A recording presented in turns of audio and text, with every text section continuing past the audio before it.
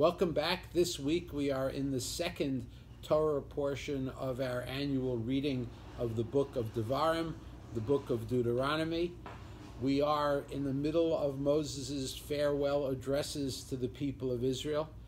And in this week's Parsha, which is called Vaetchanan, Moses reminds the people of Israel that way back when he hit the rock instead of talking to it, when God announced his fate that he would not enter the promised land, that Moses pleaded with God. He actually reflectively asked for mercy upon himself so that he would be allowed to go into the land.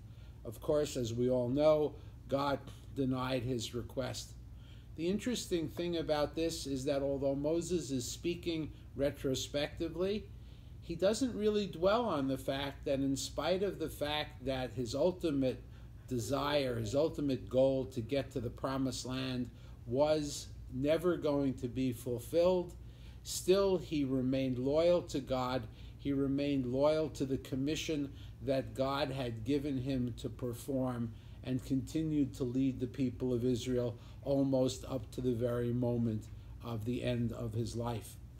But as part of Moses' talk this week, he reminds the people that they too had made mistakes, particularly the incident at Baal Peor, where the Hebrews had been enticed into idol worship, where people were lost because of the disloyalty to the faith and to the God of Israel.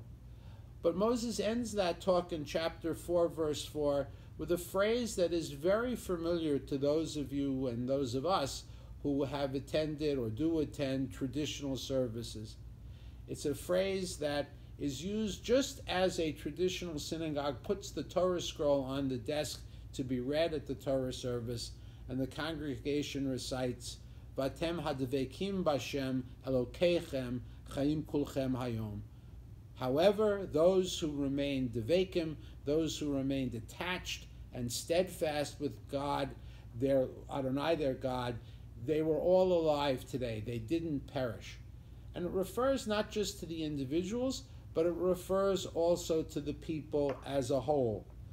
Because it says that regardless of the fashion and the phase of the moment, regardless of what looks like the current idol that can be distraction, Atem hadvekim, those who were attached to God, those who remain loyal to the traditions and the principles and the ethics of our people, they are the ones who survived.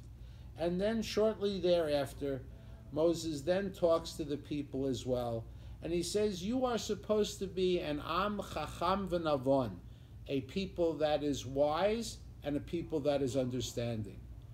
And it is probable that the wisdom and understanding that Moses was talking about was a kind of national wisdom and understanding, the national wisdom and understanding that has kept our people in existence for so many thousands of years. It's the wisdom and understanding that tells us not to be attracted to the political or social craze of the moment.